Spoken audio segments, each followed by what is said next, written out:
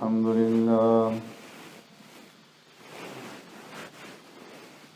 لله نحمده ونستعينه ونستغفره ونؤمن به ونتوكل عليه ونعوذ بالله من شرور أنفسنا ومن سيئات أعمالنا من يهده الله فلا مضل له ومن يضلله فلا هادي له ونشهد أن لا إله إلا الله وحده لا شريك له ونشهد أن سيدنا وسندنا ونبينا ومولانا محمدا عبده ورسوله أرسله الله إلى كافة للناس بشيرا ونذيرا وداعيا إلى الله بإذنه وسراجا منيرا أما بعد فقد قال الله تبارك وتعالى في القرآن المجيد والفرقان الحميد فأعوذ بالله من الشيطان الرجيم بسم الله الرحمن الرحيم ويسألونك ماذا ينفقون قل العفو كذلك يبين الله لكم الآيات لعلكم تتفكرون في الدنيا والآخرة ويسألونك عن اليتامى قل إصلاح لهم خير وإن تخالطوهم فإخوانكم والله يعلم المفسد من المصلح ولو شاء الله لأعنتكم إن الله عزيز حكيم صدق الله مولانا العظيم يا رب صل وسلم دائما أبدا على حبيبك خير الخلق كلهم هو الحبيب الذي ترجى شفاعته لكل هول من الأهوال مقتحم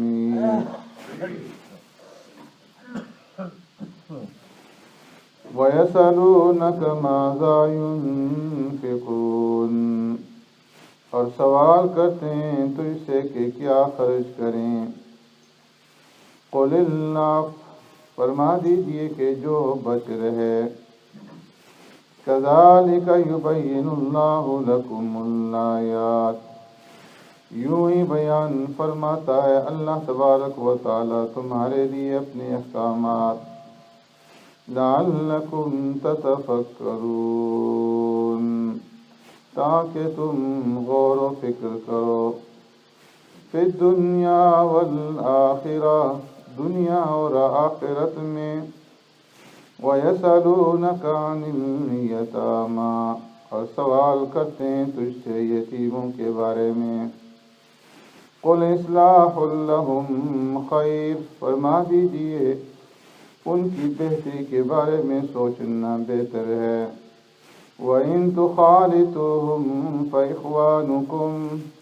اور اگر ملا لو تم ان کے مالوں کو اپنے مال کے ساتھ تو پس وہ تمہارے دینی بھائی ہیں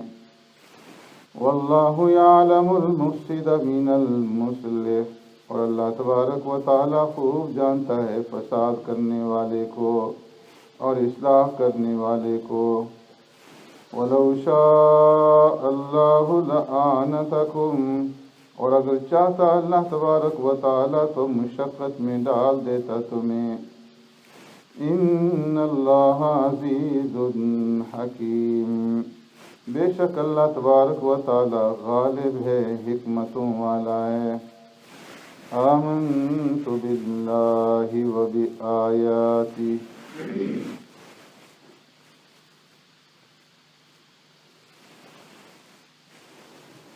حضرات گرامی،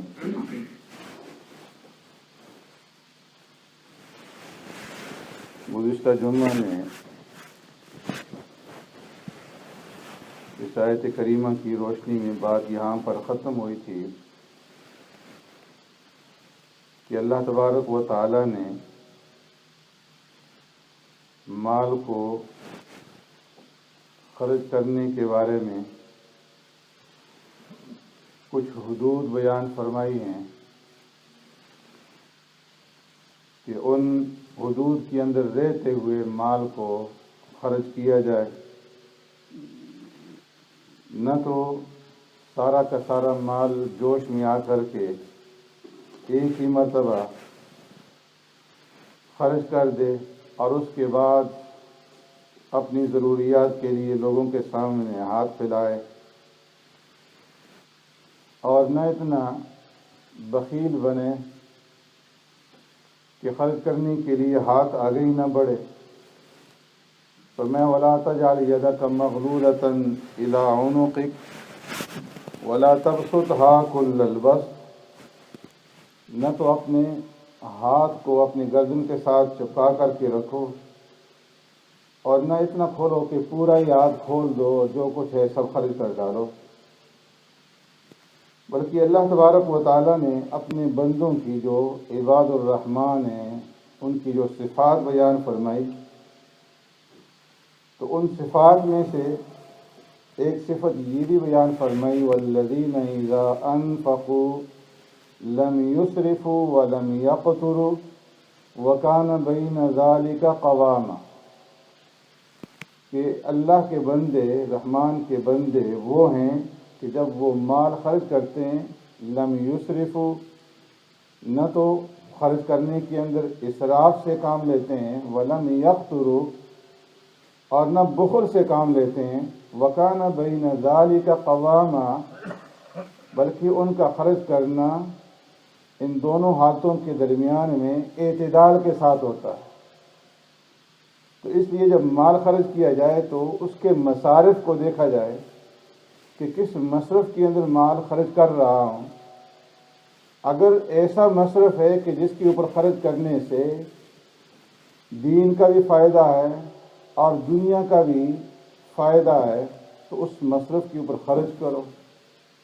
ایسا مصرف ہے کہ جہاں خرچ کرنے میں آخرت کا نقصان ہے تو وہاں پر خرچ کرنے سے رک جاؤ۔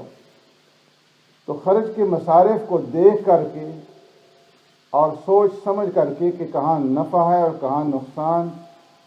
جہاں پر آخرت کے اعتبار سے نفع ہو وہاں خرچ کرنے میں دریغ نہ کرو، اور جہاں خرچ کرنے سے آخرت کا نقصان ہو وہاں خرچ کرنے میں بخیل بن جاؤ۔ اس لیے فرمایا کہ اگر کوئی آدمی دنیاوی چیزوں کے اوپر بھی خرچ کرے گا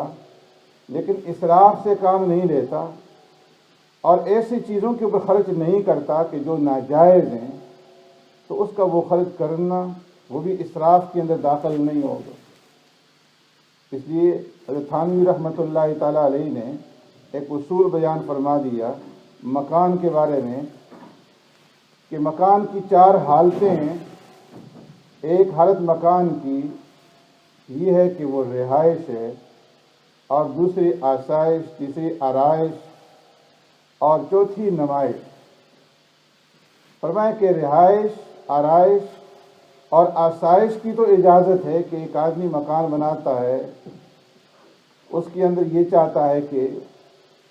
پلستر بھی کر دے، اس کے اندر کچھ فرنیچر بھی ڈال دے، اپنی راحت کے لیے گدے بھی بچھا دے اور اس کے اندر رنگ و روغن کر دے، اس کی تو اجازت ہے۔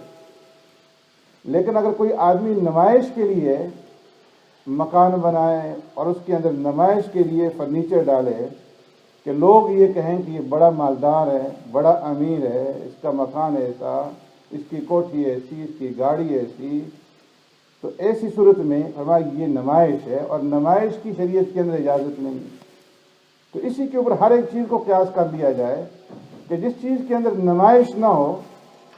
تو اس کے اندر خرچ کرنا وہ اسراف کے اندر داخل نہیں ہوگا۔ اور فرمایا نمائش وہیں پر ہوتی ہے کہ جہاں پر مال جو آیا ہے وہ صحیح مصرف سے نہ آیا۔ شیخ عبد القادر جیلانی رحمۃ اللہ تعالی علیہ فرمایا کرتے تھے کہ میں مال کے مصرف کو دیکھ کر کے جان لیتا ہوں کہ یہ مال کہاں سے آیا ہے، اس کا مبدا کیا ہے، اس کا ماخذ کیا ہے۔ اگر مال حرام کے مواقع پہ لگ رہا ہے تو مجھے معلوم ہو جاتا ہے کہ یہ مال آیا بھی غلط طریقے سے، حرام طریقے سے، اس کے حاصل کرنے میں کوئی نہ کوئی چوک اور غلطی ہوئی ہے۔ اگر حلال طریقے سے یہ مال آیا ہوتا تو حرام مصرف میں، غلط مصرف میں یہ مال خرچ نہ ہوتا۔ تو اس لیے فرمایا کہ غلط مصرف میں اگر مال خرچ ہوگا اور غلط طریقے سے مال کمایا جائے گا تو وہ مال نہ تو انسان کے بدن کو لگے گا، نہ انسان کی روح کو تسکین حاصل ہوگی، اور نہ اللہ کی رضامندی حاصل ہوگی۔ اور اگر مال صحیح طریقے سے حاصل کیا جائے، چاہے کم ہی کیوں نہ ہو، اس کے اندر برکت ہوگی، اور وہ بدن کو لگے گا، اور روح کو اس سے تسکین حاصل ہوگی، اور اللہ کی ہاں وہ مقبول ہوگا۔ تو مقبولیت کی جو دلیل ہے وہ فرمایا کہ حلال لقمے کے اوپر اس کا دار و مدار ہے۔ اگر حلال کا لقمہ ہوگا تو وہ عند اللہ مقبول ہے، حرام کا لقمہ ہوگا تو وہ عند اللہ مقبول نہیں ہے۔ تو اس لیے فرمایا کہ تم جب مال خرچ کرو تو مال خرچ کرنے کے اندر نہ اسراف سے کام لو، نہ بخل سے کام لو، بلکہ اعتدال کے ساتھ مال خرچ کرو، اور خیر کے مصارف کے اندر مال خرچ کرو۔ جو خیر کے مصارف نہیں ہیں، جہاں خرچ کرنے میں آخرت کا نقصان ہے، سینما ہے، تھیٹر ہے، رسوم و رواجات ہیں، تو ان کے اوپر مال خرچ کرنے سے رک جاؤ، وہاں پر نہ خرچ کرو۔ ہمارے ہاں بیاہ شادیاں ہوتی ہیں، پورا مہینہ جو ہے وہ سسٹم چلتا رہتا ہے، آج یہ رسم ہو رہی ہے، آج یہ۔ حالانکہ شریعت کے اندر سب سے زیادہ جو آسان ہے وہ نکاح اور شادی اور رخصتی ہے، لیکن آج ہم نے اتنا ہی اس کو مشکل بنا دیا۔ تو اس لیے فرمایا کہ نہ تو اسراف سے کام لو اور نہ بخل سے کام لو، وَكَانَ بَيْنَ ذَلِكَ قَوَامًا، بلکہ تمہارا خرچ کرنا اعتدال کے ساتھ ہو، اسراف اور بخل کی جو درمیانی حالت ہے اس حالت کے ساتھ ہو۔ اور فرمایا کہ كَذَلِكَ يُبَيِّنُ اللَّهُ لَكُمُ الْآيَاتِ لَعَلَّكُمْ تَتَفَكَّرُونَ، رب العالمین اسی طرح اپنے احکامات تمہارے لیے بیان فرماتے ہیں تاکہ تم غور و فکر سے کام لو، فی الدنیا والآخرہ، دنیا کے اندر بھی اور آخرت کے اندر بھی۔ تم غور و فکر کرو کہ کون سی چیز دنیا کے اعتبار سے تمہارے لیے مفید اور نفع مند ہے، اور کون سی چیز آخرت کے اعتبار سے تمہارے لیے مفید اور نفع مند ہے۔ پھر اس چیز کے اندر غور کرو کہ تمہاری جو دنیا کی زندگی ہے یہ کتنی ہے، اور آخرت کی جو زندگی ہے وہ کتنی ہے۔ دنیا کی زیب و زینت اور دنیا کی چمک دمک اور دنیا کی آسائشیں اور راحتیں کتنی ہیں، اور آخرت کی راحتیں کتنی ہیں۔ دنیا کی نعمتیں کتنی پائیدار ہیں اور آخرت کی نعمتیں کتنی پائیدار ہیں۔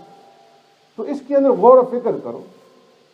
تو جب تم غور و فکر کرو گے تو معلوم ہوگا کہ دنیا کی جو زندگی ہے یہ آخرت کی زندگی کے مقابلے میں انتہائی قصیر ہے، انتہائی چھوٹی سی زندگی ہے، کہ بعض لوگ بچپنی میں فوت ہو جاتے ہیں، بعض جوانی میں فوت ہو جاتے ہیں، اور بعض بڑھاپے کو پہنچ کر کے فوت ہو جاتے ہیں۔ لیکن جو بڑھاپے تک بھی پہنچتے ہیں تو ان کی عمر بھی آخرت کے مقابلے میں کچھ بھی حیثیت نہیں رکھتی۔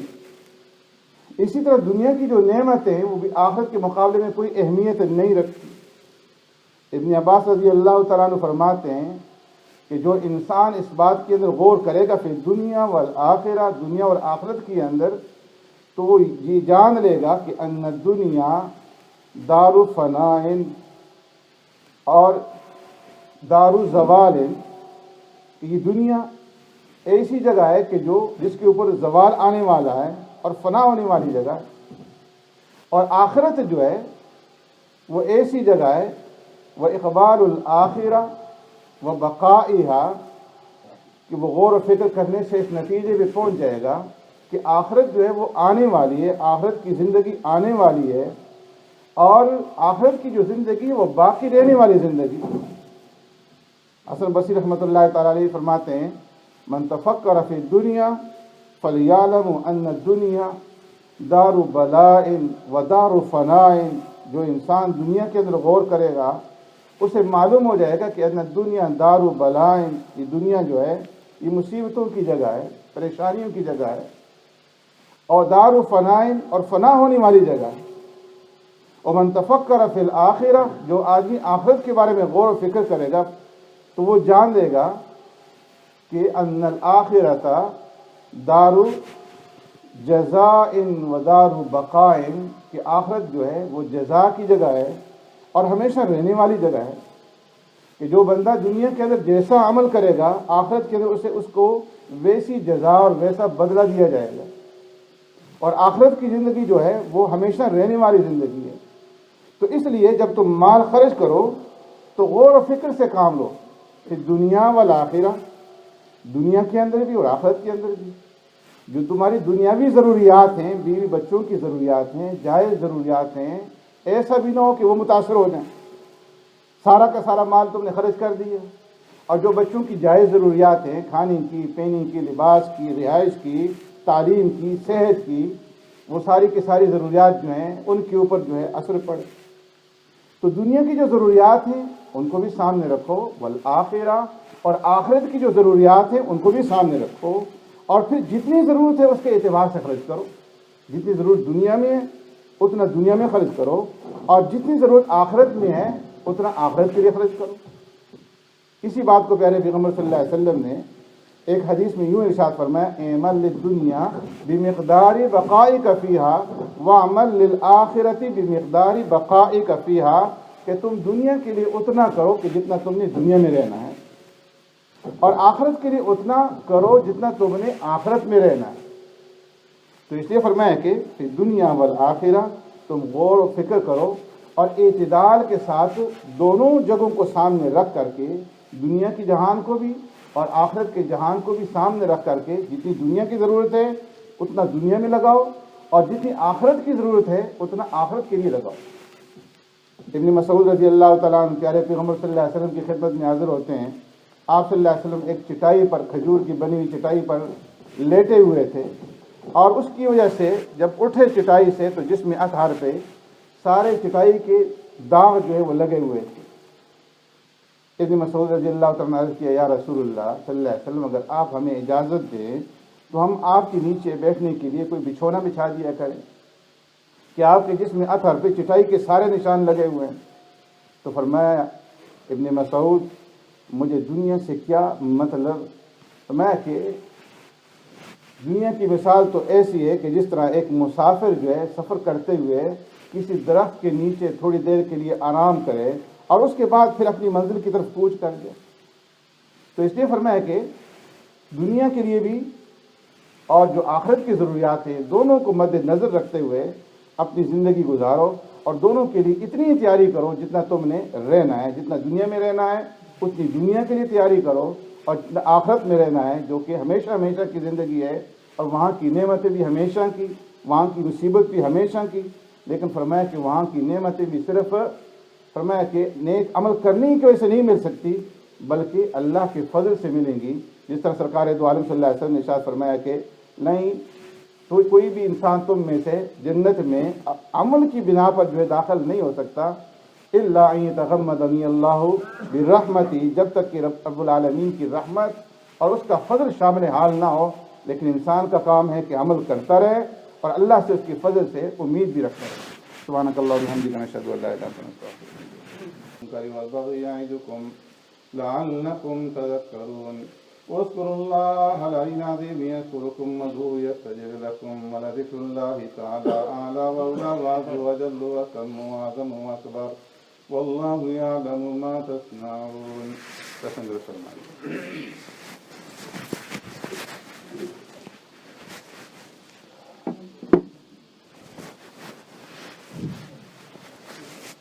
أكبر الله أكبر الله أكبر الله أكبر أشهد أن لا إله إلا الله أشهد أن لا إله إلا الله أشهد أن محمد رسول الله أشهد أن محمد رسول الله حي على الصلاة حي على الصلاة حي على الفلاح حي على الفلاح قد قامت الصلاة قد قامت الصلاة الله أكبر الله أكبر لا إله إلا الله. दाएं बाएं देख लें, साथ साथ जुड़ जाएं, सब कुछ भी फरमाएं. अल्लाहु अकबर.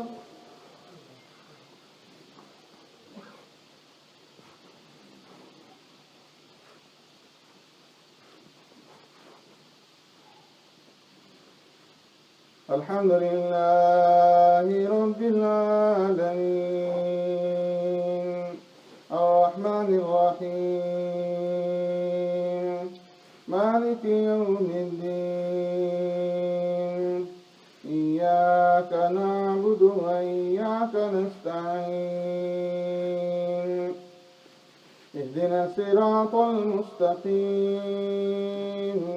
صراط الذين أنعمت عليهم غير المغضوب عليهم ولا الضالين.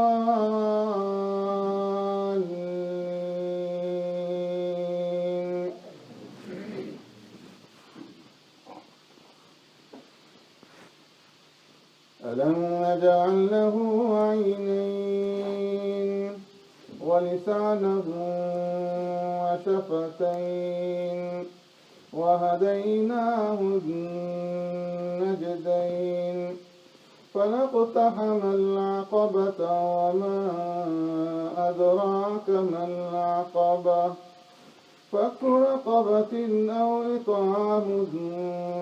في يوم ذي مسغبة يتيما ذا مقربة أو مسكينا ذا متربة ثم كان من الذين آمنوا وتواصوا بالصبر وتواصوا بالمرحمة أولئك أصحاب الميمنة والذين كفروا بآياتنا هم أصحاب المشأمة عليهم نار مؤصدة. الله أكبر.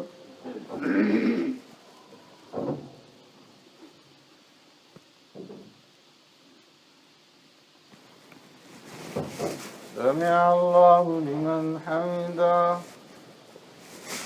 الله أكبر.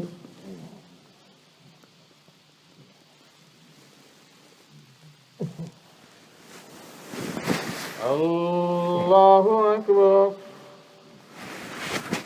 الله أكبر.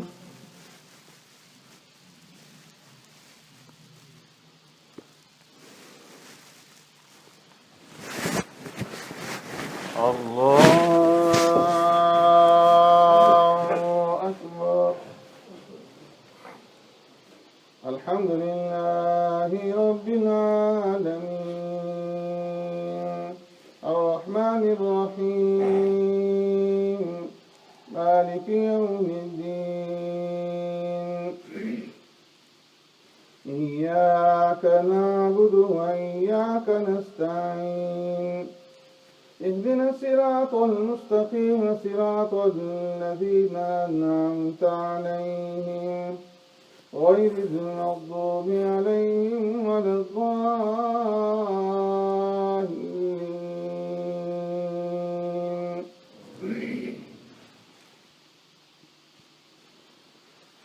القارعة ما القارعة وما أدراك ما القارعة يوم يكون الناس كالفراش المبثوث وتكون الجبال كالعين المنفوش فأما من ثقلت موازينه فهو في عيشة راضية وأما من خفت موازينه فأمه هاوية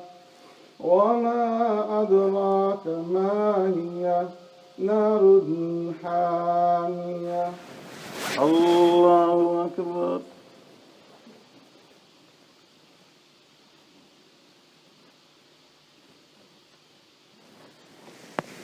سمع الله لمن حمده. الله أكبر.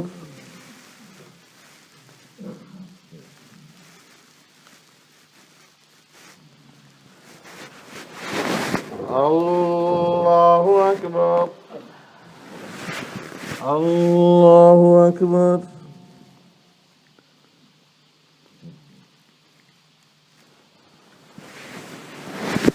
الله أكبر.